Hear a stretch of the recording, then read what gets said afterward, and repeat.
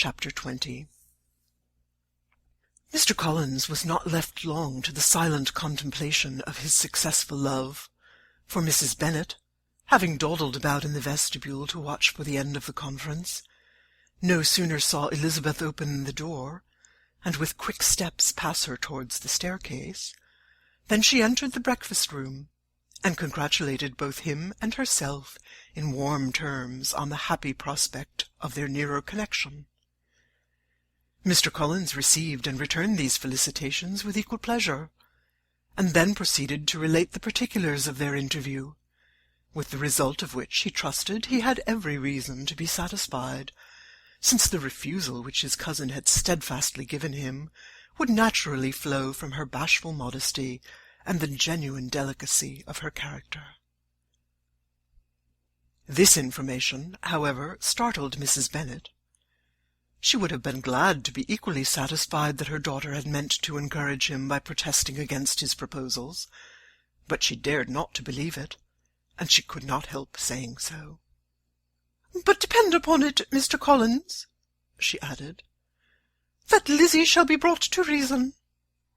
I will speak to her about it myself directly. She is a very headstrong, foolish girl, and does not know her own interest, but I will make her know it." "Pardon me for interrupting you, madam," cried Mr. Collins, "but if she is really headstrong and foolish, I know not whether she would altogether be a very desirable wife to a man in my situation, who naturally looks for happiness in the marriage state. If, therefore, she actually persists in rejecting my suit, perhaps it were better not to force her into accepting me, because, if liable to such defects of temper, she could not contribute much to my felicity." "Sir, you quite misunderstand me," said Mrs. Bennet, alarmed. "Lizzie is only headstrong in such matters as these. In everything else she is as good-natured a girl as ever lived. I will go directly to Mr. Bennet, and we shall very soon settle it with her, I am sure." She would not give him time to reply, but hurrying instantly to her husband, called out as she entered the library, "Oh, Mr. Bennet, you are wanted immediately. We are all in an uproar. You must come and make Lizzie marry Mr. Collins, for she vows she will not have him, and if you do not make haste, he will change his mind and not have her." Mr. Bennet raised his eyes from his book as she entered, and fixed them on her face with a calm unconcern, which was not in the least altered by her communication. "I have not the pleasure of understanding you," said he, when she had finished her speech. "Of what are you talking?" "Of Mr. Collins and Lizzie. Lizzie declares she will not have Mr. Collins, and Mr. Collins begins to say that he will not have Lizzie." "And what am I to do on this occasion? It seems a hopeless business." "Speak to Lizzie about it yourself. Tell her that you insist upon her marrying him." "Let her be called down. She shall hear my opinion." Mrs. Bennet rang the bell, and Miss Elisabeth was summoned to the library. "Come here, child," cried her father as she appeared. "I have sent for you on an affair of importance. I understand that Mr. Collins has made you an offer of marriage. Is it true?" Elisabeth replied that it was. "Very well. And this offer of marriage you have refused?" "I have, sir." "Very well. We now come to the point. Your mother insists upon your accepting it. Is it not so, Mrs. Bennet?" "Yes, or I will never see her again." "An unhappy alternative is before you, Elisabeth. From this day you must be a stranger to one of your parents. Your mother will never see you again if you do not marry Mr. Collins, and I will never see you again if you do." Elisabeth could not but smile at such a conclusion of such a beginning, but Mrs. Bennet, who had persuaded herself that her husband regarded the affair as she wished, was excessively disappointed. "What do you mean, Mr. Bennet, by talking in this way? You promised me to insist upon her marrying him." "My dear," replied her husband, "I have 2 small favours to request. First, that you will allow me the free use of my understanding on the present occasion, and secondly, of my room. I shall be glad to have the library to myself as soon as may be." Not yet, however, in spite of her disappointment in her husband, did Mrs. Bennet give up the point. She talked to Elisabeth again and again, coaxed and threatened her by turns. She endeavoured to secure Jane in her interest, but Jane, with all possible mildness, declined interfering, and Elisabeth, sometimes with real earnestness, and sometimes with playful gaiety, replied to her attacks. Though her manner varied, however, her determination never did. Mr. Collins, meanwhile, was meditating in solitude on what had passed. He thought too well of himself to comprehend on what motive his cousin could refuse him, and though his pride was hurt, he suffered in no other way. His regard for her was quite imaginary, and the possibility of her deserving her mother's reproach prevented his feeling any regret. While the family were in this confusion, Charlotte Lucas came to spend the day with them. She was met in the vestibule by Lydia, who, flying to her, cried in a half-whisper, "I am glad you are come, for there is such fun here. What do you think has happened this morning? Mr. Collins has made an offer to Lizzie, and she will not have him." Charlotte had hardly time to answer before they were joined by Kitty, who came to tell the same news, and no sooner had they entered the breakfast-room, where Mrs. Bennet was alone, than she likewise began on the subject, calling on Miss Lucas for her compassion, and entreating her to persuade her friend Lizzie to comply with the wishes of all her family. "Pray do, my dear Miss Lucas," she added in a melancholy tone, "for nobody is on my side, nobody takes part with me. I am cruelly used. Nobody feels for my poor nerves." Charlotte's reply was spared by the entrance of Jane and Elisabeth. "Ay, there she comes," continued Mrs. Bennet, "looking as unconcerned as may be, and caring no more for us than if we were at York, provided she can have her own way. But I tell you what, Miss Lizzie, if you take it into your head to go on refusing every offer of marriage in this way, you will never get a husband at all. And I am sure I do not know who is to maintain you when your father is dead. I shall not be able to keep you, and so I warn you. I have done with you from this very day. I told you in the library, you know, that I should never speak to you again, and you will find me as good as my word. I have no pleasure in talking to undutiful children. Not that I have much pleasure, indeed, in talking to anybody. People who suffer as I do from nervous complaints can have no great inclination for talking. Nobody can tell what I suffer. But it is always so. Those who do not complain are never pitied." Her daughters listened in silence to this effusion, sensible that any attempt to reason with or soothe her would only increase the irritation.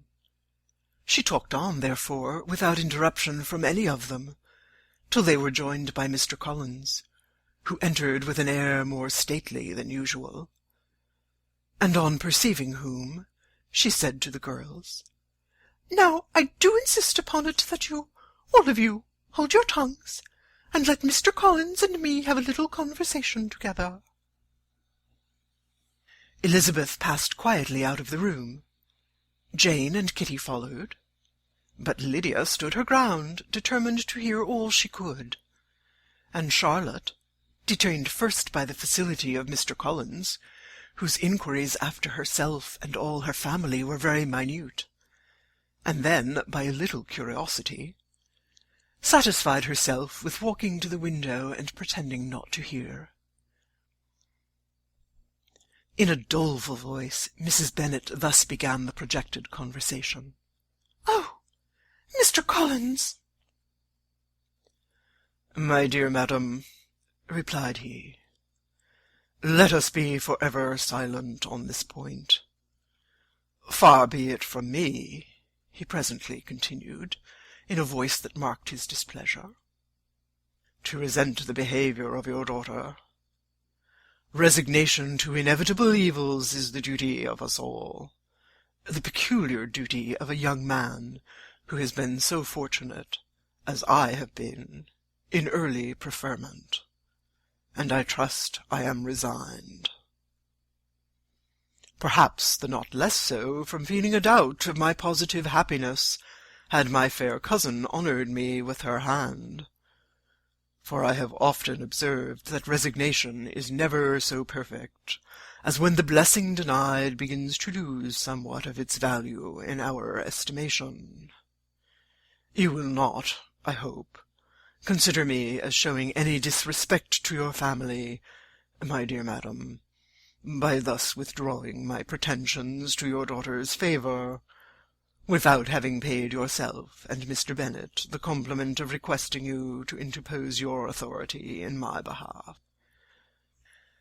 My conduct may, I fear, be objectionable in having accepted my dismission from your daughter's lips instead of your own, but we are all liable to error. I have certainly meant well through the whole affair. My object has been to secure an amiable companion for myself, with due consideration for the advantage of all your family, and if my manner has been at all reprehensible, I here beg leave to apologize. End of Chapter 20. Chapter 21.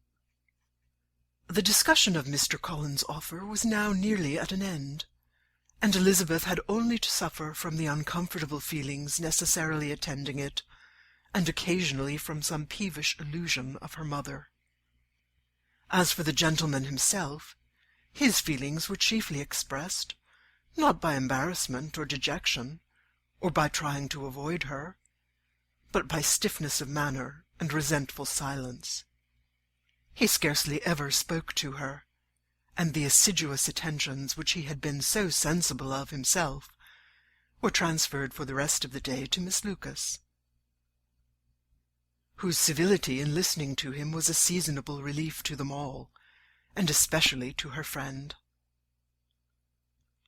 The morrow produced no abatement of Mrs. Bennet's ill-humour or ill-health. Mr. Collins was also in the same state of angry pride. Elisabeth had hoped that his resentment might shorten his visit, but his plan did not appear in the least affected by it. He was always to have gone on Saturday, and to Saturday he still meant to stay. After breakfast, the girls walked to Meryton to inquire if Mr. Wickham were returned, and to lament over his absence from the Netherfield ball. He joined them on their entering the town, and attended them to their aunt's, where his regret and vexation, and the concern of everybody, were well talked over. To Elisabeth, however, he voluntarily acknowledged that the necessity of his absence had been self-imposed. "I found," said he, as the time drew near, "that I had better not meet Mr. Darcy, that to be in the same room, the same party with him, for so many hours together, might be more than I could bear, and that scenes might arise unpleasant to more than myself." She highly approved his forbearance, and they had leisure for a full discussion of it, and for all the commendation which they civilly bestowed on each other, as Wickham and another officer walked back with them to Longbourn, and during the walk he particularly attended to her. His accompanying them was a double advantage. She felt all the compliment it offered to herself, and it was most acceptable as an occasion of introducing him to her father and mother. Soon after their return, a letter was delivered to Miss Bennet. It came from Netherfield, and was opened immediately. The envelope contained a sheet of elegant little hot-pressed paper, well covered with a lady's fair, flowing hand, and Elisabeth saw her sister's countenance change as she read it, and saw her dwelling intently on some particular passages. Jane recollected herself soon, and putting the letter away, tried to join with her usual cheerfulness in the general conversation. But Elisabeth felt an anxiety on the subject which drew off her attention even from Wickham. And no sooner had he and his companion taken leave than a glance from Jane invited her to follow her upstairs.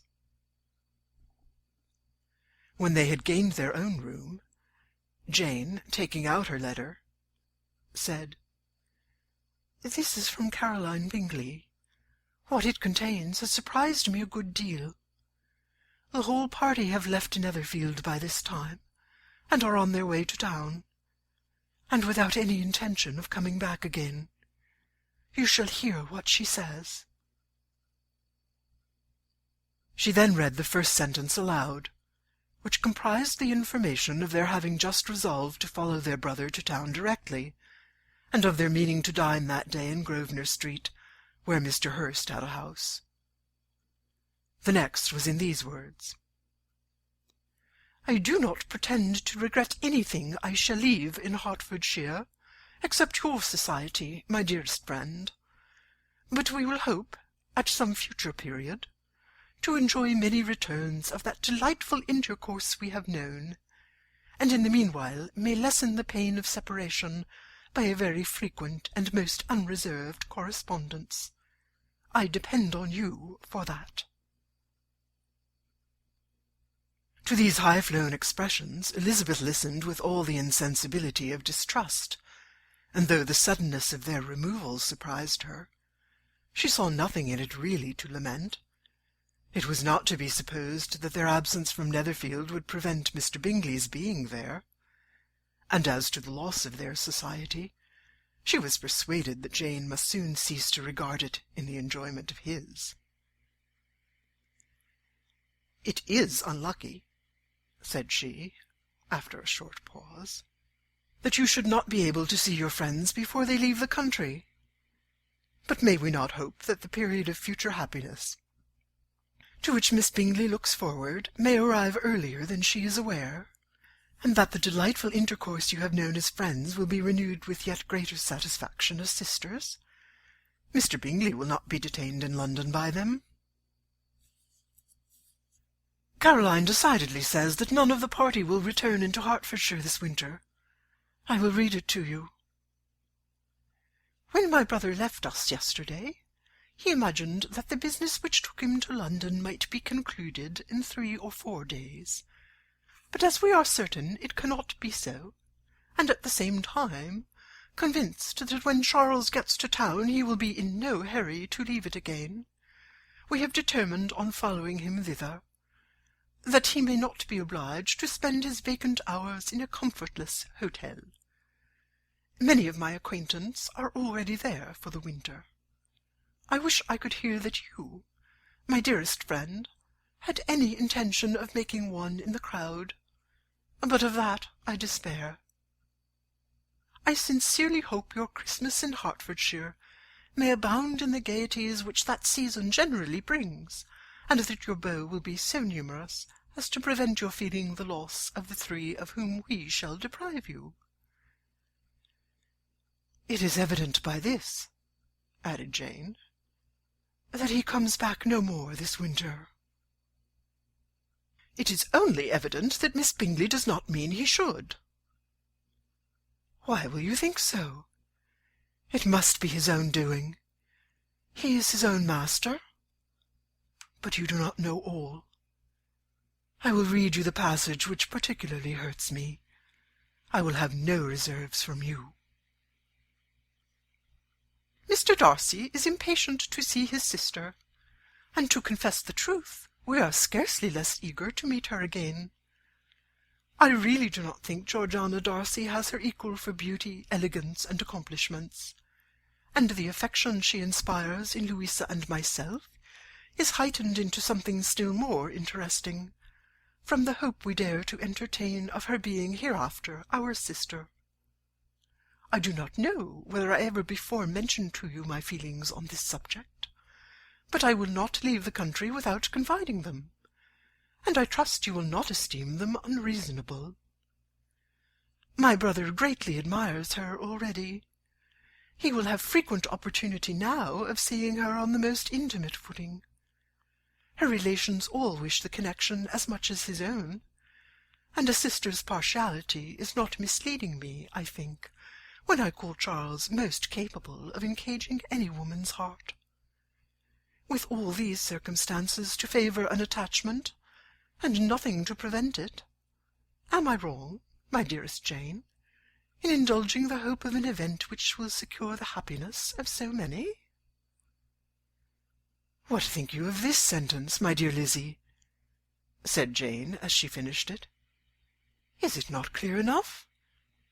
Does it not expressly declare that Caroline neither expects nor wishes me to be her sister, that she is perfectly convinced of her brother's indifference, and that if she suspects the nature of my feelings for him, she means, most kindly, to put me on my guard? Can there be any other opinion on the subject?" "Yes, there can, for mine is totally different. Will you hear it?" "Most willingly." "You shall have it in a few words. Miss Bingley sees that her brother is in love with you, and wants him to marry Miss Darcy. She follows him to town in the hope of keeping him there, and tries to persuade you that he does not care about you." Jane shook her head. "Indeed, Jane, you ought to believe me. No one who has ever seen you together can doubt his affection. Miss Bingley, I am sure, cannot. She is not such a simpleton. Could she have seen half as much love in Mr. Darcy for herself, she would have ordered her wedding clothes. But the case is this. We are not rich enough or grand enough for them, and she is the more anxious to get Miss Darcy for her brother from the notion that when there has been one intermarriage, she may have less trouble in achieving a second, in which there is certainly some ingenuity, and I dare say it would succeed if Mr. Berg were out of the way. But, my dearest Jane, you cannot seriously imagine that because Miss Bingley tells you her brother greatly admires Miss Darcy, he is in the smallest degree less sensible of your merit than when he took leave of you on Tuesday, or that it will be in her power to persuade him that instead of being in love with you, he is very much in love with her friend." "If we thought alike of Miss Bingley," replied Jane, "your representation of all this might make me quite easy. But I know the foundation is unjust. Caroline is incapable of wilfully deceiving anyone, and all that I can hope for in this case is that she is deceived herself." "That is right. You could not have stated a more happy idea, since you will not take comfort in mine. Believe her to be deceived by all means. You have now done your duty by her, and must fret no longer." "But, my dearest sister, can I be happy, even supposing the best, in accepting a man whose sisters and friends are all wishing him to marry elsewhere?" "You must decide for yourself," said Elisabeth. "And if, upon mature deliberation, you find that the misery of disobliging his two sisters is more than equivalent to the happiness of being his wife, I advise you by all means to refuse him." "How can you talk so?" said Jane, faintly smiling. "You must know that though I should be exceedingly grieved at their disapprobation, I could not hesitate." "I did not think you would, and that being the case, I cannot consider your situation with much compassion." "But if he returns no more this winter, my choice will never be required. 1,000 things may arise in 6 months." The idea of his returning no more Elisabeth treated with the utmost contempt. It appeared to her merely the suggestion of Caroline's interested wishes, and she could not for a moment suppose that those wishes, however openly or artfully spoken, could influence a young man so totally independent of everyone. She represented to her sister as forcibly as possible what she felt on the subject, and had soon the pleasure of seeing its happy effect. Jane's temper was not desponding, and she was gradually led to hope, though the diffidence of affection sometimes overcame the hope, that Bingley would return to Netherfield, and answer every wish of her heart. They agreed that Mrs. Bennet should only hear of the departure of the family, without being alarmed on the score of the gentleman's conduct. But even this partial communication gave her a great deal of concern, and she bewailed it as exceedingly unlucky that the ladies should happen to go away, just as they were all getting so intimate together. After lamenting it, however, at some length, she had the consolation of thinking Mr. Bingley would be soon down again, and soon dining at Longbourn, and the conclusion of all was the comfortable declaration that though he had been invited only to a family dinner, she would take care to have 2 full courses. End of chapter 21. Chapter 22. The Bennets were engaged to dine with the Lucases, and again during the chief of the day was Miss Lucas so kind as to listen to Mr. Collins. Elisabeth took an opportunity of thanking her. "It keeps him in good humour," said she, "and I am more obliged to you than I can express." Charlotte assured her friend of her satisfaction in being useful, and that it amply repaid her for the little sacrifice of her time. This was very amiable, but Charlotte's kindness extended farther than Elisabeth had any conception of. Its object was nothing less than to secure her from any return of Mr. Collins's addresses by engaging them towards herself. Such was Miss Lucas's scheme, and appearances were so favourable that when they parted at night she would have felt almost sure of success if he had not been leaving Hertfordshire so very soon. But here she did an injustice to the fire and independence of his character, for it led him to escape out of Longbourn House the next morning with admirable slyness, and hasten to Lucas Lodge to throw himself at her feet. He was anxious to avoid the notice of his cousins, from a conviction that if they saw him depart, they could not fail to conjecture his design, and he was not willing to have the attempt known till its success could be known likewise, for though feeling almost secure, and with reason, for Charlotte had been tolerably encouraging, he was comparatively diffident since the adventure of Wednesday. His reception, however, was of the most flattering kind. Miss Lucas perceived him from an upper window as he walked towards the house, and instantly set out to meet him accidentally in the lane. But little had she dared to hope that so much love and eloquence awaited her there.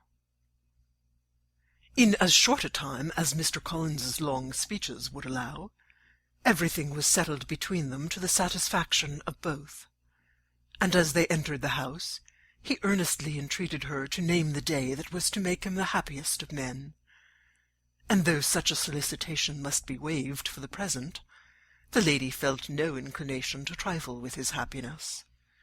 The stupidity with which he was favoured by nature must guard his courtship from any charm that could make a woman wish for its continuance, and Miss Lucas, who accepted him solely from the pure and disinterested desire of an establishment, cared not how soon that establishment were gained. Sir William and Lady Lucas were speedily applied to for their consent, and it was bestowed with a most joyful alacrity. Mr. Collins's present circumstances made it a most eligible match for their daughter, to whom they could give little fortune, and his prospects of future wealth were exceedingly fair. Lady Lucas began directly to calculate, with more interest than the matter had ever excited before, how many years longer Mr. Bennet was likely to live, and Sir William gave it as his decided opinion that whenever Mr. Collins should be in possession of the Longbourn estate, it would be highly expedient that both he and his wife should make their appearance at St. James. The whole family, in short, were properly overjoyed on the occasion. The younger girls formed hopes of coming out a year or two sooner than they might otherwise have done, and the boys were relieved from their apprehension of Charlotte's dying an old maid. Charlotte herself was tolerably composed. She had gained her point, and had time to consider of it. Her reflections were in general satisfactory. Mr. Collins, to be sure, was neither sensible nor agreeable. His society was irksome, and his attachment to her must be imaginary. But still he would be her husband. Without thinking highly either of men or matrimony, marriage had always been her object. It was the only honourable provision for well-educated young women of small fortune, and however uncertain of giving happiness, must be their pleasantest preservative from want. This preservative she had now obtained, and at the age of 27, without having ever been handsome, she felt all the good luck of it. The least agreeable circumstance in the business was the surprise it must occasion to Elisabeth Bennet, whose friendship she valued beyond that of any other person. Elisabeth would wonder, and probably would blame her, and though her resolution was not to be shaken, her feelings must be hurt by such disapprobation. She resolved to give her the information herself, and therefore charged Mr. Collins, when he returned to Longbourn to dinner, to drop no hint of what had passed before any of the family. A promise of secrecy was of course very dutifully given, but it could not be kept without difficulty, for the curiosity excited by his long absence burst forth in such very direct questions on his return as required some ingenuity to evade, and he was at the same time exercising great self-denial, for he was longing to publish his prosperous love. As he was to begin his journey too early on the morrow to see any of the family, the ceremony of leave-taking was performed when the ladies moved for the night, and Mrs. Bennet, with great politeness and cordiality, said how happy they should be to see him at Longbourn again, whenever his other engagements might allow him to visit them. "My dear madam," he replied, "this invitation is particularly gratifying, because it is what I have been hoping to receive, and you may be very certain that I shall avail myself of it as soon as possible." They were all astonished, and Mr. Bennet, who could by no means wish for so speedy a return, immediately said, "But is there not danger of Lady Catherine's disapprobation here, my good sir? You had better neglect your relations than run the risk of offending your patroness." "My dear sir," replied Mr. Collins, "I am particularly obliged to you for this friendly caution, and you may depend upon my not taking so material a step without her ladyship's concurrence.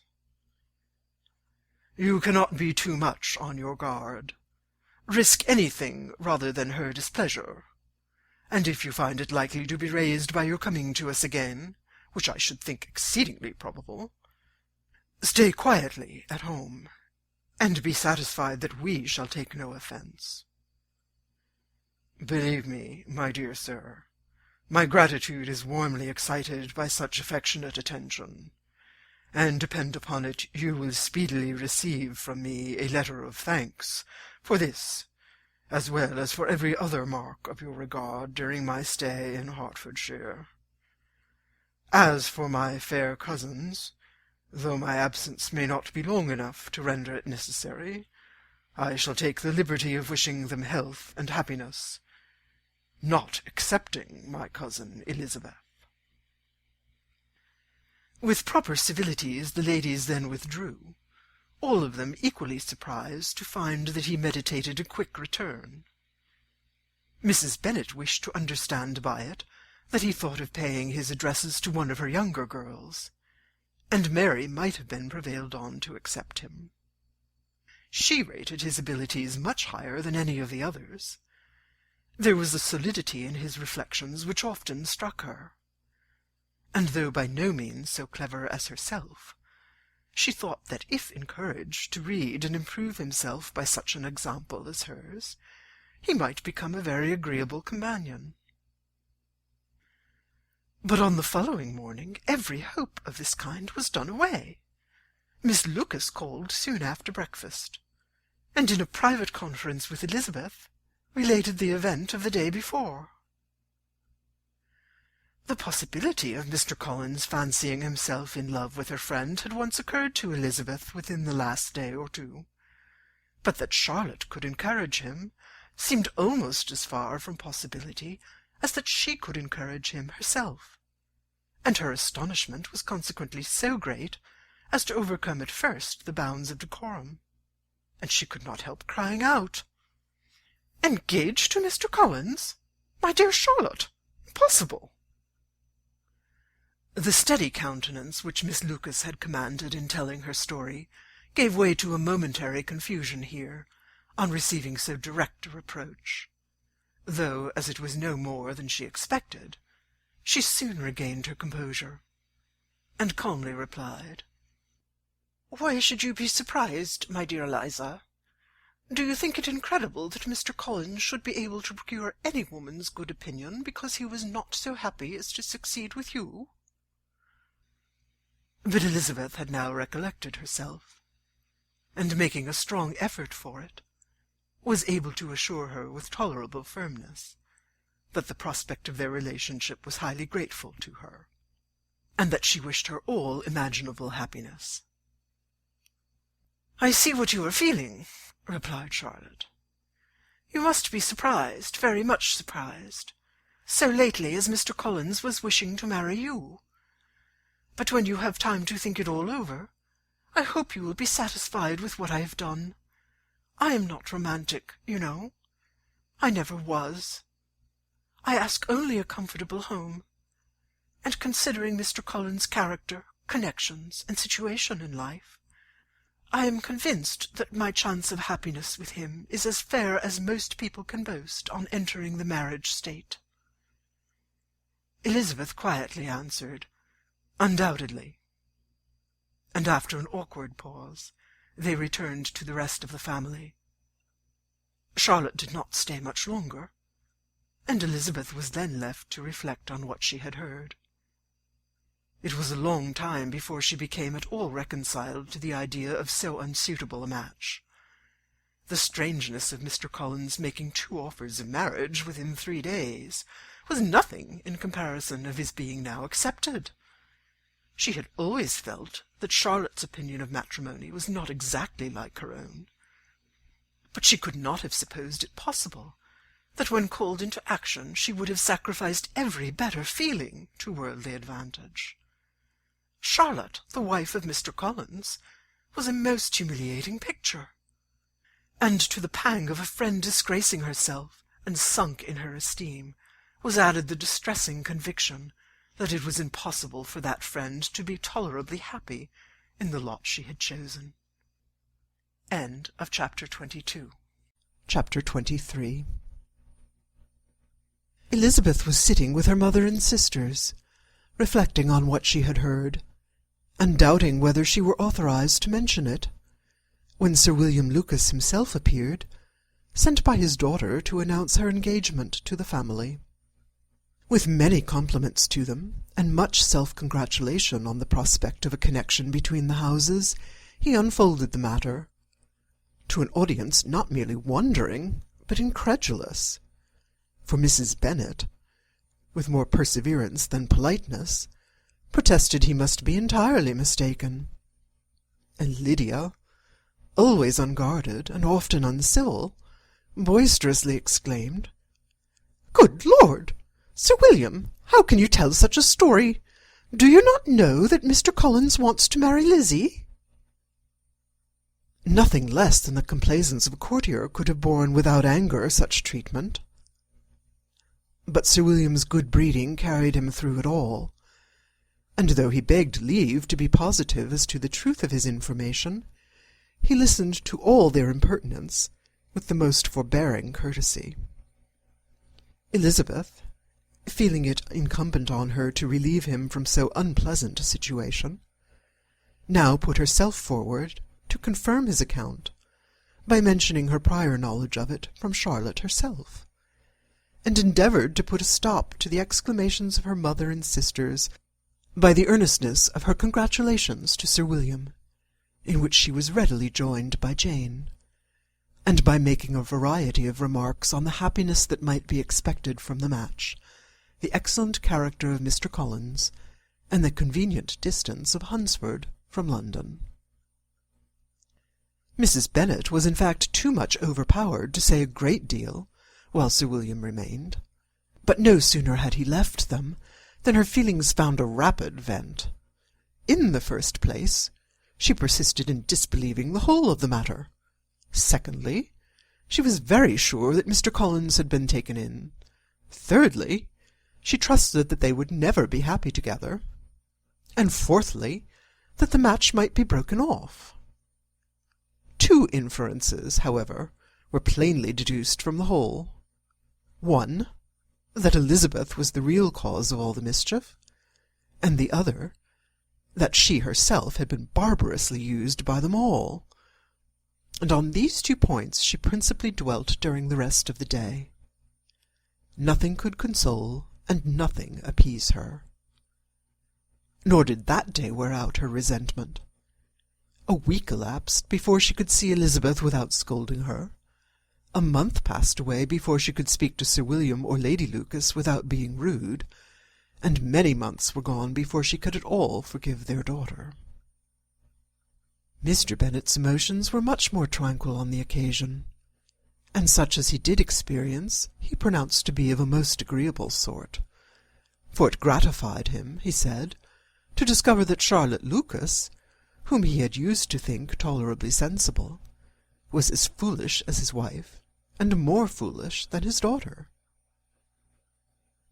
Jane confessed herself a little surprised at the match, but she said less of her astonishment than of her earnest desire for their happiness. Nor could Elisabeth persuade her to consider it as improbable. Kitty and Lydia were far from envying Miss Lucas, for Mr. Collins was only a clergyman, and it affected them in no other way than as a piece of news to spread at Meryton. Lady Lucas could not be insensible of triumph on being able to retort on Mrs. Bennet the comfort of having a daughter well married, and she called at Longbourn rather oftener than usual to say how happy she was, though Mrs. Bennet's sour looks and ill-natured remarks might have been enough to drive happiness away. Between Elisabeth and Charlotte there was a restraint which kept them mutually silent on the subject, and Elisabeth felt persuaded that no real confidence could ever subsist between them again. Her disappointment in Charlotte made her turn with fonder regard to her sister, of whose rectitude and delicacy she was sure her opinion could never be shaken, and for whose happiness she grew daily more anxious, as Bingley had now been gone a week, and nothing was heard of his return. Jane had sent Caroline an early answer to her letter, and was counting the days till she might reasonably hope to hear again. The promised letter of thanks from Mr. Collins arrived on Tuesday, addressed to their father, and written with all the solemnity of gratitude which a 12-month's abode with the family might have prompted.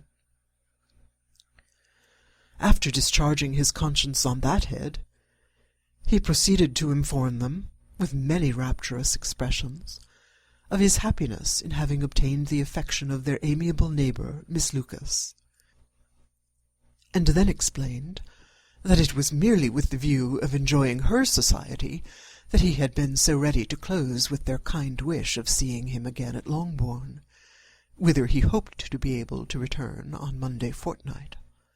For Lady Catherine, he added, so heartily approved his marriage, that she wished it to take place as soon as possible, which he trusted would be an unanswerable argument with his amiable Charlotte to name an early day for making him the happiest of men.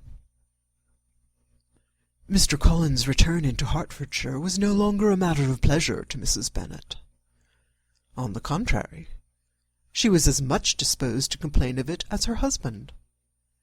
It was very strange that he should come to Longbourn instead of Lucas Lodge. It was also very inconvenient and exceedingly troublesome.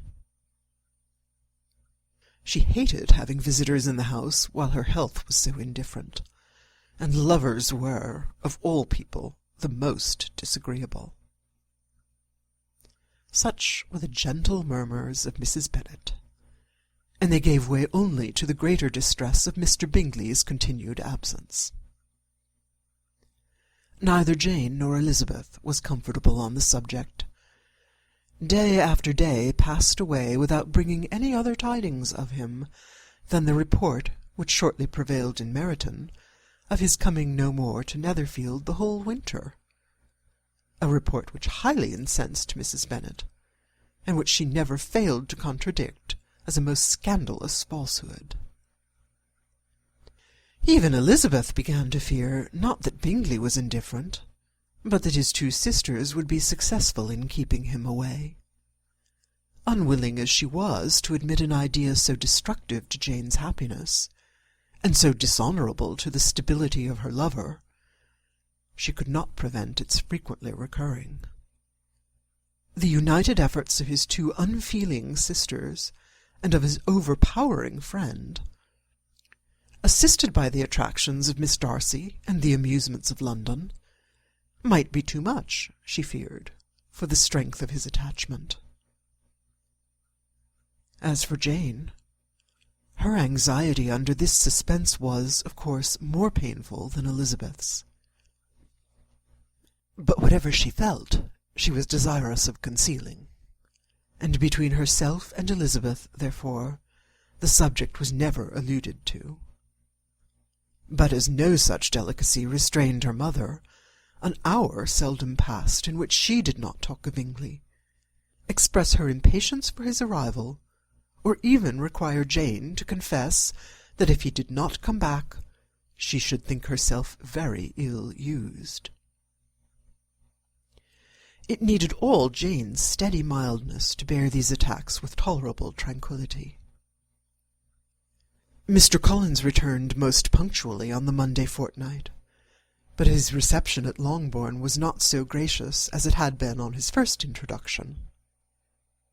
He was too happy, however, to need much attention, and luckily for the others, the business of love-making relieved them from a great deal of his company. The chief of every day was spent by him at Lucas Lodge, and he sometimes returned to Longbourn only in time to make an apology for his absence before the family went to bed. Mrs. Bennet was really in a most pitiable state. The very mention of anything concerning the match threw her into an agony of ill-humour, and wherever she went, she was sure of hearing it talked of. The sight of Miss Lucas was odious to her. As her successor in that house, she regarded her with jealous abhorrence. Whenever Charlotte came to see them, she concluded her to be anticipating the hour of possession, and whenever she spoke in a low voice to Mr. Collins, was convinced that they were talking of the Longbourn estate, and resolving to turn herself and her daughters out of the house as soon as Mr. Bennet was dead. She complained bitterly of all this to her husband. "Indeed, Mr. Bennet," said she, "it is very hard to think that Charlotte Lucas should ever be mistress of this house, that I should be forced to make way for her, and live to see her take my place in it." "My dear, do not give way to such gloomy thoughts. Let us hope for better things. Let us flatter ourselves that I may be the survivor." This was not very consoling to Mrs. Bennet, and therefore, instead of making any answer, she went on as before. "I cannot bear to think that they should have all this estate. If it was not for the entail, I should not mind it." "What should you not mind?" "I should not mind anything at all." "Let us be thankful that you are preserved from a state of such insensibility." "I can never be thankful, Mr. Bennet, for anything about the entail. How any one could have the conscience to entail away an estate from one's own daughters, I cannot understand, and all for the sake of Mr. Collins, too. Why should he have it more than anybody else?" "I leave it to yourself to determine," said Mr. Bennet. End of chapter 23. Chapter 24. Miss Bingley's letter arrived, and put an end to doubt. The very first sentence conveyed the assurance of their all being settled in London for the winter, and concluded with her brother's regret at not having had time to pay his respects to his friends in Hertfordshire before he left the country. Hope was over, entirely over, and when Jane could attend to the rest of the letter, she found little, except the professed affection of the writer, that could give her any comfort. Miss Darcy's praise occupied the chief of it. Her many attractions were again dwelt on, and Caroline boasted joyfully of their increasing intimacy, and ventured to predict the accomplishment of the wishes which had been unfolded in her former letter. She wrote also with great pleasure of her brother's being an inmate of Mr. Darcy's house, and mentioned with raptures some plans of the latter with regard to new furniture. Elisabeth, to whom Jane very soon communicated the chief of all this, heard it in silent indignation. Her heart was divided between concern for her sister and resentment against all the others. To Caroline's assertion of her brother's being partial to Miss Darcy she paid no credit. That he was really fond of Jane, she doubted no more than she had ever done, and much as she had always been disposed to like him, she could not think without anger, hardly without contempt, on that easiness of temper, that want of proper resolution, which now made him the slave of his designing friends, and led him to sacrifice his own happiness to the caprice of their inclinations. Had his own happiness, however, been the only sacrifice, he might have been allowed to sport with it in whatever manner he thought best. But her sister's was involved in it, as she thought he must be sensible himself. It was a subject, in short, on which reflection would be long indulged, and must be unavailing. She could think of nothing else, and yet whether Bingley's regard had really died away, or were suppressed by his friend's interference, whether he had been aware of Jane's attachment, or whether it had escaped his observation, whichever were the case, though her opinion of him must be materially affected by the difference, her sister's situation remained the same, her peace equally wounded. A day or two passed before Jane had courage to speak of her feelings to Elisabeth, but at last, on Mrs. Bennet's leaving them together, after a longer irritation than usual about Netherfield and its master, she could not help saying, "Oh, that my dear mother had more command over herself! She can have no idea of the pain she gives me by her continual reflections on him. But I will not repine. It cannot last long. He will be forgot, and we shall all be as we were before." Elisabeth looked at her sister with incredulous solicitude, but said nothing. "You doubt me," cried Jane, slightly colouring. Indeed, you have no reason. He may live in my memory as the most amiable man of my acquaintance, but that is all. I have nothing either to hope or fear, and nothing to reproach him with. Thank God, I have not that pain. A little time, therefore. I shall certainly try to get the better. With a stronger voice, she soon added, I have this comfort immediately, that it has not been more than an error of fancy on my side, and that it has done no harm to anyone but myself. My dear Jane, exclaimed Elisabeth, you are too good. Your sweetness and disinterestedness are really angelic. I do not know what to say to you. I feel as if I had never done you justice, or loved you as you deserve. Miss Bennet eagerly disclaimed all extraordinary merit, and threw back the praise on her sister's warm affection. Nay, said Elisabeth, this is not fair. You wish to think all the world respectable, and are hurt if I speak ill of anybody. I only want to think you perfect, and you set yourself against it.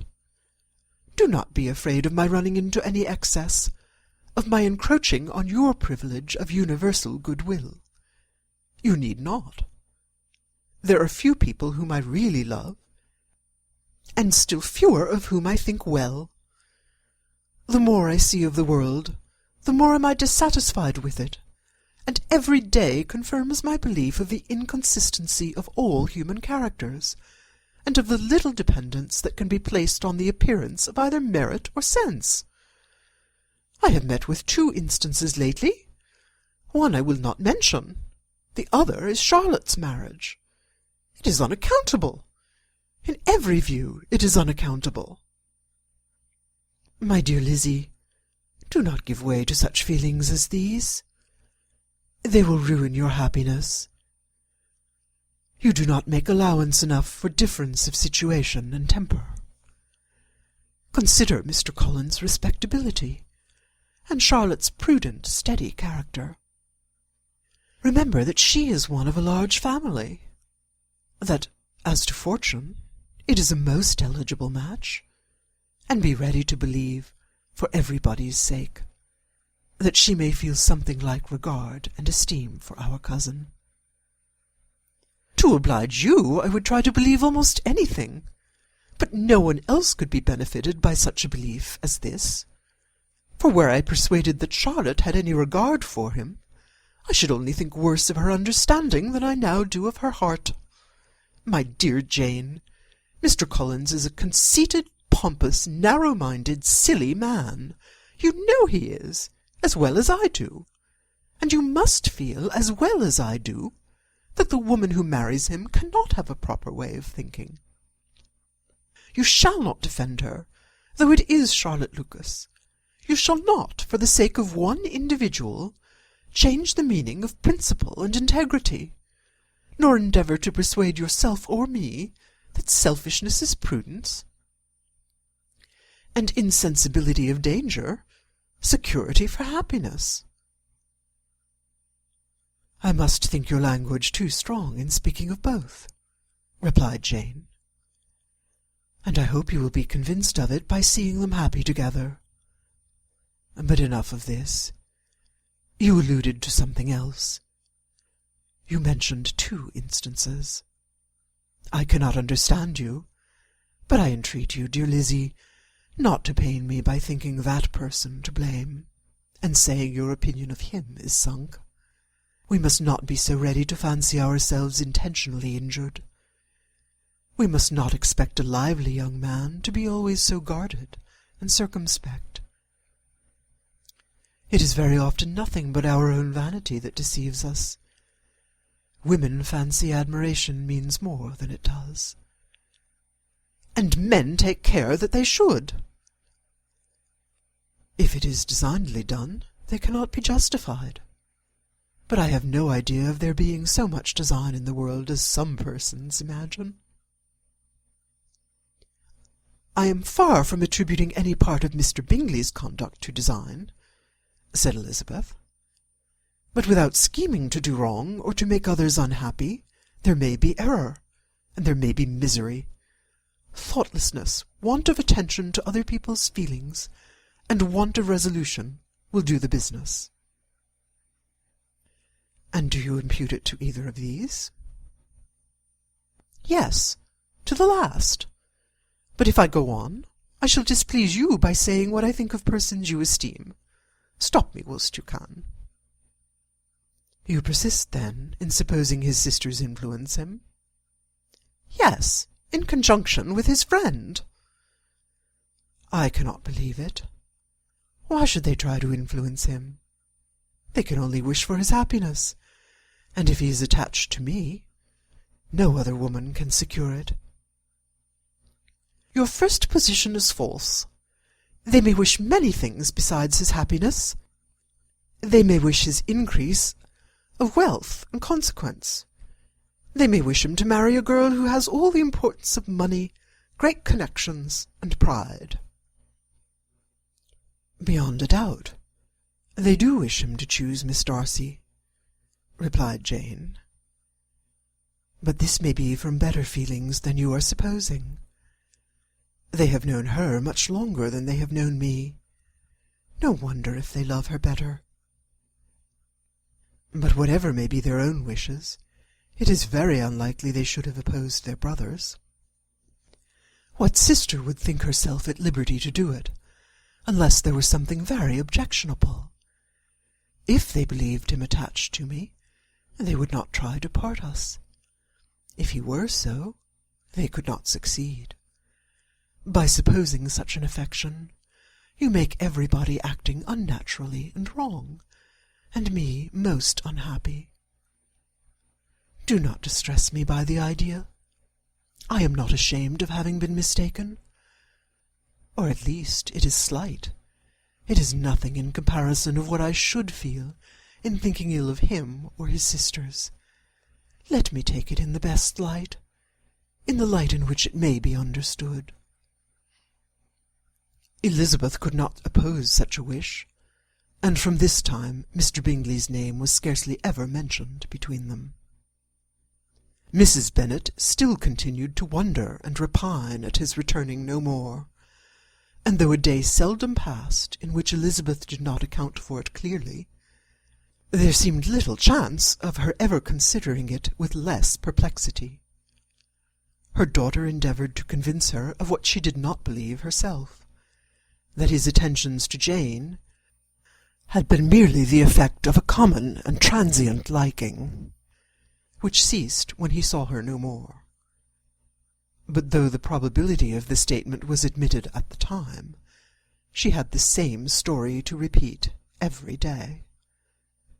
Mrs. Bennet's best comfort was that Mr. Bingley must be down again in the summer. Mr. Bennet treated the matter differently. "So, Lizzie," said he one day, "your sister is crossed in love, I find. I congratulate her. Next to being married, a girl likes to be crossed in love a little now and then. It is something to think of, and gives her a sort of distinction among her companions. When is your turn to come? You will hardly bear to be long outdone by Jane. Now is your time. Here are officers enough at Meryton to disappoint all the young ladies in the county. Let Wickham be your man. He is a pleasant fellow, and would jilt you creditably." "Thank you, sir, but a less agreeable man would satisfy me. We must not all expect Jane's good fortune." "True," said Mr. Bennet. "But it is a comfort to think that whatever of that kind may befall you, you have an affectionate mother who will always make the most of it." Mr. Wickham's society was of material service in dispelling the gloom which the late perverse occurrences had thrown on many of the Longbourn family. They saw him often, and to his other recommendations was now added that of general unreserve. The whole of what Elisabeth had already heard, his claims on Mr. Darcy, and all that he had suffered from him, was now openly acknowledged and publicly canvassed, and everybody was pleased to think how much they had always disliked Mr. Darcy before they had known anything of the matter. Miss Bennet was the only creature who could suppose there might be any extenuating circumstances in the case unknown to the society of Hertfordshire. Her mild and steady candour always pleaded for allowances, and urged the possibility of mistakes. But by everybody else, Mr. Darcy was condemned as the worst of men. End of chapter 24. Chapter 25. After a week spent in professions of love and schemes of felicity, Mr. Collins was called from his amiable Charlotte by the arrival of Saturday. The pain of separation, however, might be alleviated on his side by preparations for the reception of his bride, as he had reason to hope that shortly after his next return into Hertfordshire the day would be fixed that was to make him the happiest of men. He took leave of his relations at Longbourn with as much solemnity as before, wished his fair cousin's health and happiness again, and promised their father another letter of thanks. On the following Monday, Mrs. Bennet had the pleasure of receiving her brother and his wife, who came as usual to spend the Christmas at Longbourn. Mr. Gardiner was a sensible, gentlemanlike man, greatly superior to his sister, as well by nature as education. The Netherfield ladies would have had difficulty in believing that a man who lived by trade, and within view of his own warehouses, could have been so well-bred and agreeable. Mrs. Gardiner, who was several years younger than Mrs. Bennet and Mrs. Phillips, was an amiable, intelligent, elegant woman, and a great favourite with all her Longbourn nieces. Between the two eldest and herself especially, there subsisted a very particular regard. They had frequently been staying with her in town. The first part of Mrs. Gardiner's business, on her arrival, was to distribute her presents and describe the newest fashions. When this was done, she had a less active part to play. It became her turn to listen. Mrs. Bennet had many grievances to relate, and much to complain of. They had been very ill-used since she last saw her sister. 2 of her girls had been on the point of marriage, and after all, there was nothing in it. "I do not blame Jane," she continued, "for Jane would have got Mr. Bingley if she could. But Lizzie, oh, sister, it is very hard to think that she might have been Mr. Collins's wife by this time, had it not been for her own perverseness. He made her an offer in this very room, and she refused him. The consequence of it is that Lady Lucas will have a daughter married before I have, and that Longbourn estate is just as much entailed as ever. The Lucases are very artful people indeed, sister. They are all for what they can get. I am sorry to say it of them, but so it is. It makes me very nervous and poorly to be thwarted so in my own family, and to have neighbours who think of themselves before anybody else. However, your coming just at this time is the greatest of comforts, and I am very glad to hear what you tell us of long sleeves."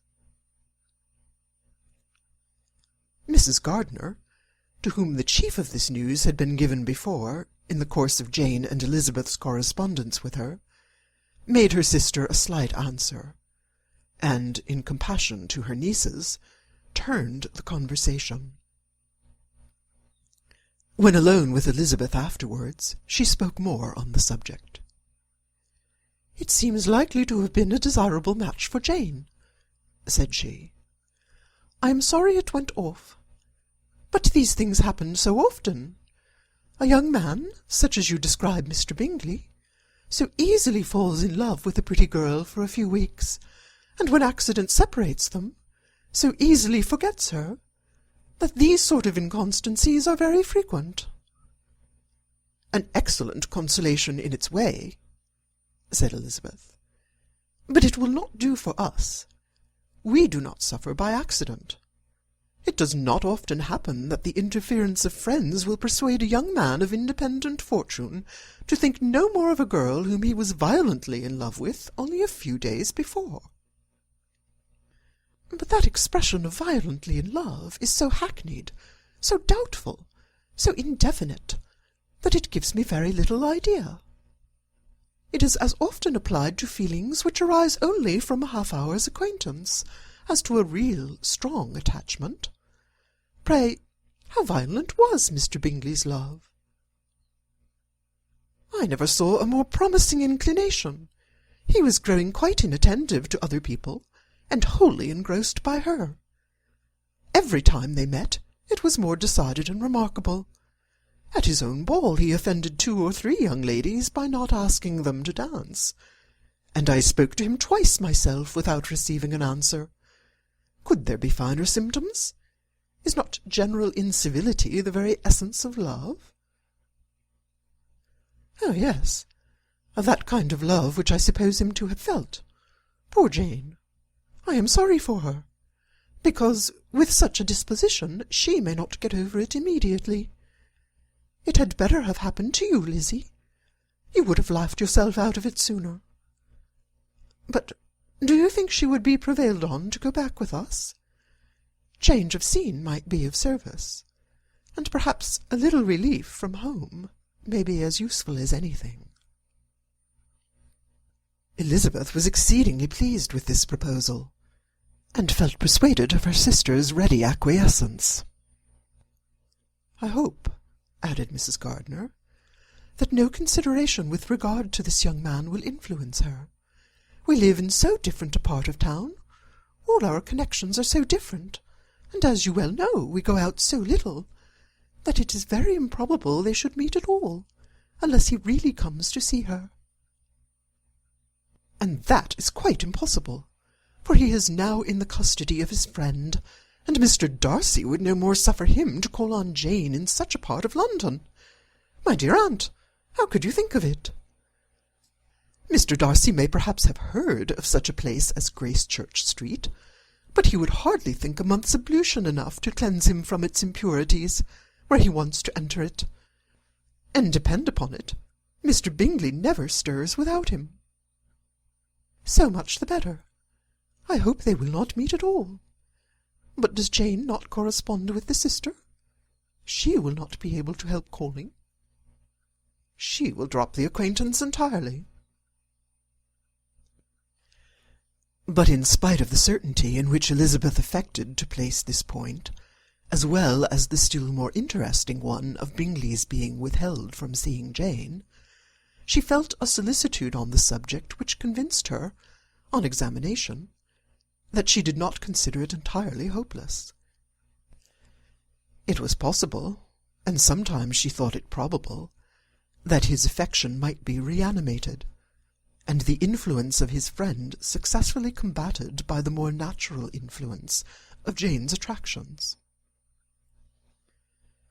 Miss Bennet accepted her aunt's invitation with pleasure, and the Bingleys were no otherwise in her thoughts at the same time than as she hoped that by Caroline's not living in the same house with her brother, she might occasionally spend a morning with her, without any danger of seeing him.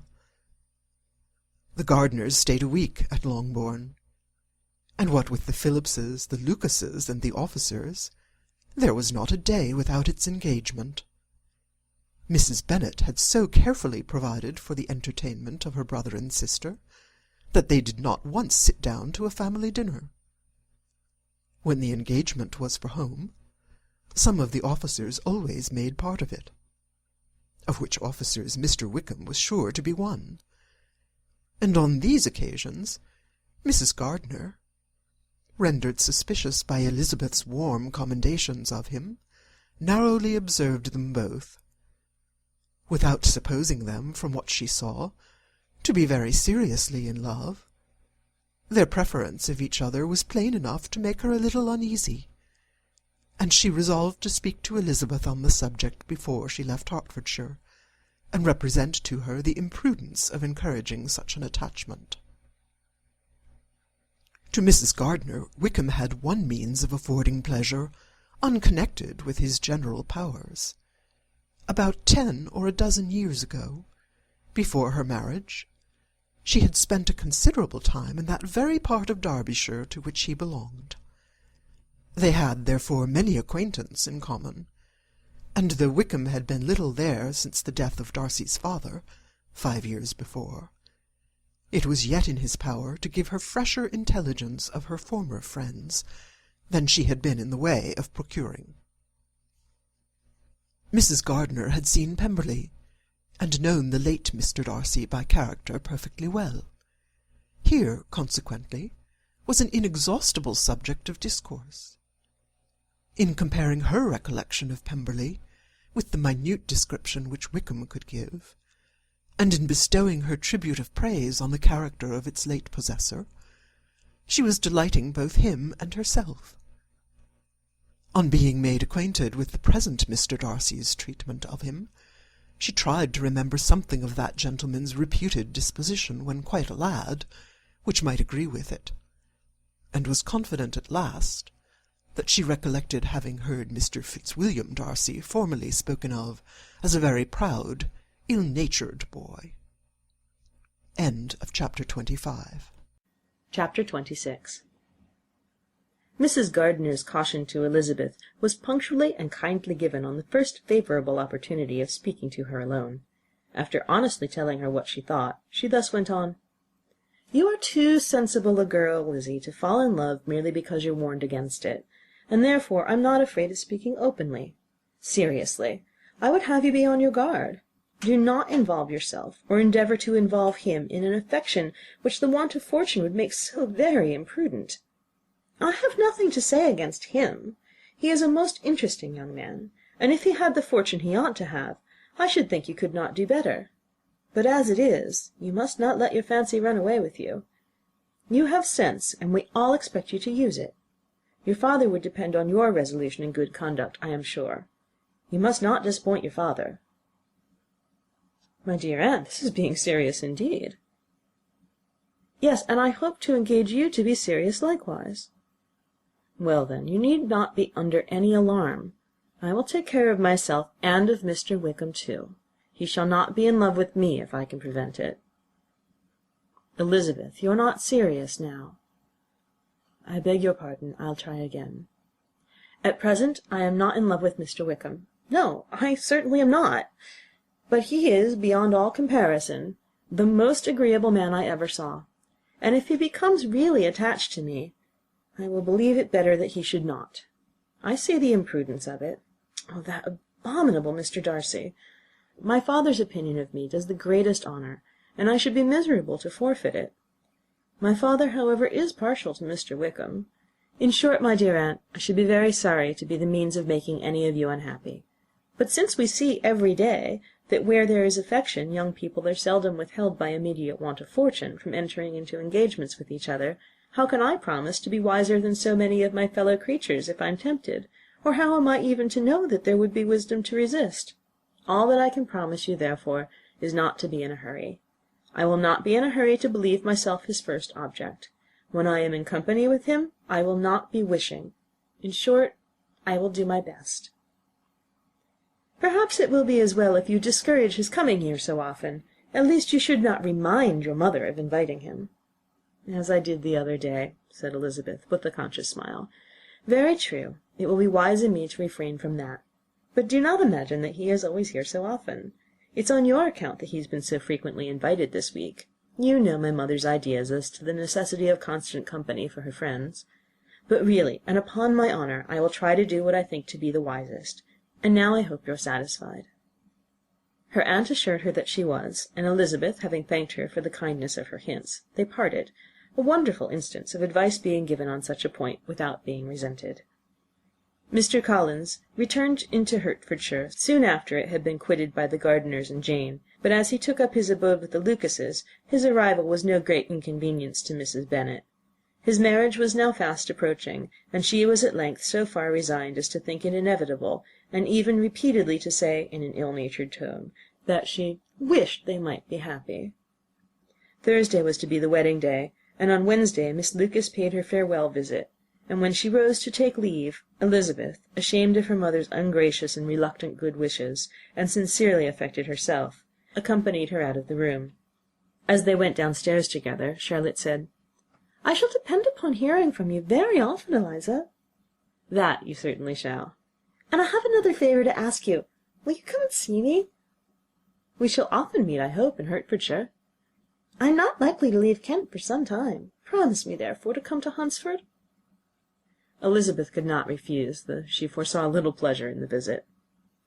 "My father and Maria are coming to me in March," added Charlotte, "and I hope you will consent to be of the party. Indeed, Eliza, you will be as welcome as either of them." The wedding took place. The bride and bridegroom set off for Kent from the church door, and everybody had as much to say or to hear on the subject as usual. Elisabeth soon heard from her friend, and their correspondence was as regular and frequent as it had ever been. That it should be equally unreserved was impossible. Elisabeth could never address her without feeling that all the comfort of intimacy was over, and though determined not to slacken as a correspondent, it was for the sake of what had been rather than what was. Charlotte's first letters were received with a good deal of eagerness. There could not but be curiosity to know how she would speak of her new home, how she would like Lady Catherine, and how happy she would dare pronounce herself to be, though, when these letters were read, Elisabeth felt that Charlotte expressed herself on every point exactly as she might have foreseen. She wrote cheerfully, seemed surrounded with comforts, and mentioned nothing which she could not praise.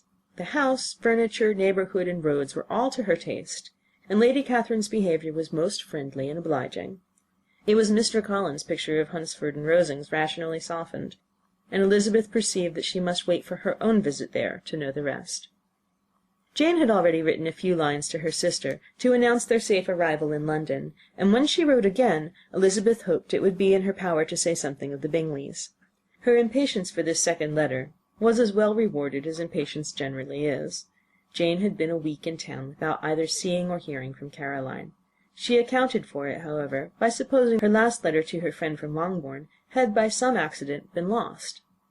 "My aunt," she continued, "is going to-morrow into that part of the town, and I shall take the opportunity of calling in Grosvenor Street." She wrote again when the visit was paid, and she had seen Miss Bingley. "I did not think Caroline in spirits," were her words, "but she was very glad to see me, and reproached me for giving her no notice of my coming to London. I was right, therefore. My last letter had never reached her. I inquired after their brother, of course. He was well, but so much engaged with Mr. Darcy that they scarcely ever saw him. I found that Miss Darcy was expected to dinner. I wish I could see her. My visit was not long, as Caroline and Mrs. Hurst were going out. I dare say I shall see them soon here." Elisabeth shook her head over this letter. It convinced her that accident only could discover to Mr. Bingley her sister's being in town. 4 weeks passed away, and Jane saw nothing of him. She endeavoured to persuade herself that she did not regret it, but she could no longer be blind to Miss Bingley's inattention. After waiting at home every morning for a fortnight, and inventing every evening a fresh excuse for her, the visit did at last appear, but the shortness of her stay, and yet more the alteration of her manner, would allow Jane to deceive herself no longer. The letter which she wrote on this occasion to her sister will prove what she felt. "My dearest Lizzie will, I am sure, be incapable of triumphing in her better judgment at my expense, when I confess myself to have been entirely deceived in Miss Bingley's regard for me. But, my dear sister, though the event has proved you right, do not think me obstinate if I still assert that, considering what her behaviour was, my confidence was as natural as your suspicion. I do not at all comprehend her reason for wishing to be intimate with me, but if the same circumstances were to happen again, I am sure I should be deceived again. Caroline did not return my visit till yesterday, and not a note, not a line did I receive in the meantime. When she did come, it was very evident that she had no pleasure in it. She made a slight formal apology for not calling before, said not a word of wishing to see me again, and was in every respect so altered a creature that when she went away I was perfectly resolved to continue the acquaintance no longer. I pity, though I cannot help blaming her. She was very wrong in singling me out as she did. I can safely say that every advance to intimacy began on her side. But I pity her, because she must feel that she has been acting wrong, and because I am very sure that anxiety for her brother is the cause of it. I need not explain myself farther, and though we know this anxiety to be quite needless, yet if she feels it, it will easily account for her behaviour to me. And so deservedly dear is he to his sister, whatever anxiety she must feel on his behalf is natural and amiable. I cannot but wonder, however, at her having any such fears now, because if he had at all cared about me, we must have met long ago. He knows of my being in town, I'm certain, from something she said herself, and yet it would seem by her manner of talking as if she wanted to persuade herself that he really is partial to Miss Darcy. I cannot understand it. If I were not afraid of judging harshly, I should be almost tempted to say that there's a strong appearance of duplicity in all this. But I will endeavour to banish every painful thought, and think only of what will make me happy, your affection, and the invariable kindness of my dear uncle and aunt. Let me hear from you very soon. Miss Bingley said something of his never returning to Netherfield again, of giving up the house, but not with any certainty. We'd better not mention it. I am extremely glad that you had such pleasant accounts from our friends at Hunsford. Pray go and see them, with Sir William and Maria. I'm sure you will be very comfortable there. Yours, etc. This letter gave Elizabeth some pain, but her spirits returned as she considered that Jane would no longer be duped, by the sister at least. All expectation from the brother was now absolutely over. She would not even wish for a renewal of his attentions. His character sunk on every review of it, and as a punishment for him, as well as a possible advantage to Jane, she seriously hoped he might really soon marry Mr. Darcy's sister, as by Wickham's account she would make him abundantly regret what he had thrown away. Mrs. Gardiner, about this time, reminded Elisabeth of her promise concerning that gentleman, and required information, and Elisabeth had such to send as might rather give contentment to her aunt than to herself. His apparent partiality had subsided, his attentions were over. He was the admirer of some one else. Elisabeth was watchful enough to see it all, but she could see it and write of it without material pain. Her heart had been but slightly touched, and her vanity was satisfied with believing that she would have been his only choice, had fortune permitted it. The sudden acquisition of £10,000 was the most remarkable charm of the young lady to whom he was now rendering himself agreeable. But Elisabeth, less clear-sighted perhaps in this case than in Charlotte's, did not quarrel with him for his wish of independence. Nothing, on the contrary, could be more natural, and while able to suppose that it cost him a few struggles to relinquish her, she was ready to allow it a wise and desirable measure for both, and could very sincerely wish him happy. All this was acknowledged to Mrs. Gardiner, and after relating the circumstances, she thus went on: "I am now convinced, my dear aunt, that I have never been much in love, for had I really experienced that pure and elevating passion, I should at present detest his very name and wish him all manner of evil. But my feelings are not only cordial towards him, they are even impartial towards Miss King. I cannot find out that I hate her at all, or that I am in the least unwilling to think her a very good sort of girl. There can be no love in all this. My watchfulness has been effectual, and though I certainly should be a more interesting object to all my acquaintances were I distractedly in love with him, I cannot say that I regret my comparative insignificance. Importance may sometimes be purchased too dearly. Kitty and Lydia take his defection to heart much more than I do. They are young in the ways of the world, and not yet open to the mortifying conviction that handsome young men must have something to live on as well as the plain." Chapter 26. Chapter 27. With no greater events than these in the Longbourn family, and otherwise diversified by little beyond walks to Meryton, sometimes dirty and sometimes cold, did January and February pass away.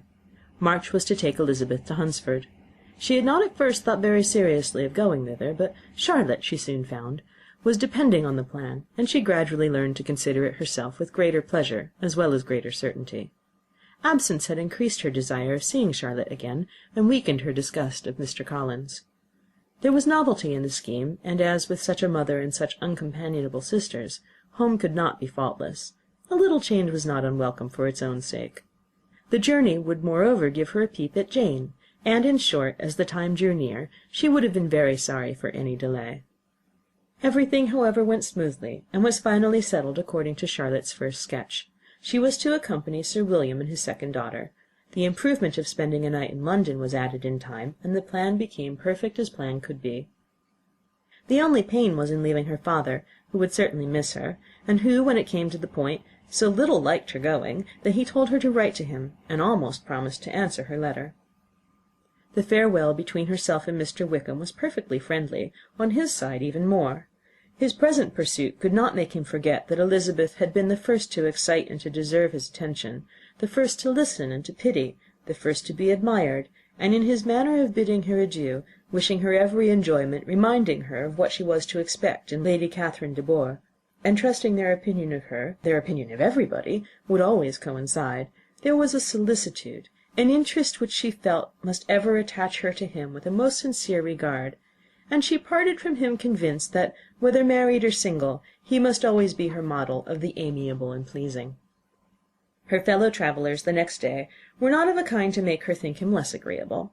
Sir William Lucas and his daughter Maria, a good-humoured girl, but as empty-headed as himself, had nothing to say that could be worth hearing, and were listened to with about as much delight as the rattle of the chaise. Elisabeth loved absurdities, but she had known Sir William's too long. He could tell her nothing new of the wonders of his presentation in knighthood, and his civilities were worn out like his information. It was a journey of only 24 miles, and they began it so early as to be in Gracechurch Street by noon. As they drove to Mr. Gardiner's door, Jane was at a drawing-room window watching their arrival. When they entered the passage, she was there to welcome them, and Elisabeth, looking earnestly in her face, was pleased to see it healthful and lovely as ever. On the stairs were a troop of little boys and girls, whose eagerness for their cousin's appearance would not allow them to wait in the drawing-room, and whose shyness, as they had not seen her for a 12-month, prevented their coming lower. All was joy and kindness. The day passed most pleasantly away, the morning in bustle and shopping, and the evening at one of the theatres. Elisabeth then contrived to sit by her aunt. Their first object was her sister, and she was more grieved than astonished to hear, in reply to her minute inquiries, that although Jane always struggled to support her spirits, there were periods of dejection. It was reasonable, however, to hope that they would not continue long. Mrs. Gardiner gave her the particulars also of Miss Bingley's visit in Gracechurch Street, and repeated conversations occurring at different times between Jane and herself, which proved that the former had, from her heart, given up the acquaintance. Mrs. Gardiner then rallied her niece on Wickham's desertion, and complimented her on bearing it so well. "But, my dear Elisabeth," she added, "what sort of girl is Miss King? I should be sorry to think our friend mercenary." "Pray, my dear aunt, what is the difference in matrimonial affairs between the mercenary and the prudent motive? Where does discretion end and avarice begin? Last Christmas you were afraid of his marrying me because it would be imprudent, and now, because he's trying to get a girl with only 10,000 pounds, you want to find out that he's mercenary. If you will only tell me what sort of girl Miss King is, I shall know what to think." "She's a very good kind of girl, I believe. I know no harm of her." "But he paid her not the smallest attention till her grandfather's death made her mistress of this fortune." "No, what should he? If it were not allowable for him to gain my affections because I had no money, what occasion could there be for making love to a girl whom he did not care about, and who was equally poor?" "But there seems an indelicacy in directing his attentions towards her so soon after this event. A man in distressed circumstances does not have time for all those elegant decorums which other people may observe. If she does not object to it, why should we?" "Well, her not objecting does not justify him. It only shows her being deficient in something herself, sense or feeling." "Well," cried Elisabeth, "have it as you choose. He shall be mercenary, and she shall be foolish." "No, Lizzie, that's what I do not choose. I should be sorry, you know, to think ill of a young man who's lived so long in Derbyshire." "Oh, if that is all, I have a very poor opinion of young men who live in Derbyshire, and their intimate friends who live in Hertfordshire are not much better. I'm sick of them all. Thank heaven I'm going to-morrow, where I shall find a man who has not one agreeable quality, who has neither manner nor sense to recommend him. Stupid men are the only ones worth knowing, after all." "Oh, take care, Lizzie, that speech savours strongly of disappointment." Before they were separated by the conclusion of the play, she had the unexpected happiness of an invitation to accompany her uncle and aunt on a tour of pleasure which they proposed taking in the summer. "We have not determined how far it shall carry us," said Mrs. Gardiner, "but perhaps to the lakes." No scheme could have been more agreeable to Elisabeth, and her acceptance of the invitation was most ready and grateful. "Oh, my dear, dear aunt," she rapturously cried, "what delight! What felicity! You give me fresh life and vigour. Adieu to disappointment and spleen. What are young men to rocks and mountains? Oh, what hours of transport we shall spend! And when we do return, it shall not be like other travellers, without being able to give one accurate idea of anything. We will know where we have gone, we will recollect what we have seen. Lakes, mountains, and rivers shall not be jumbled together in our imaginations, nor, when we attempt to describe any particular scene, will we begin quarrelling about its relative situation. Let our first effusions be less insupportable than those of the generality of travellers. Chapter 28.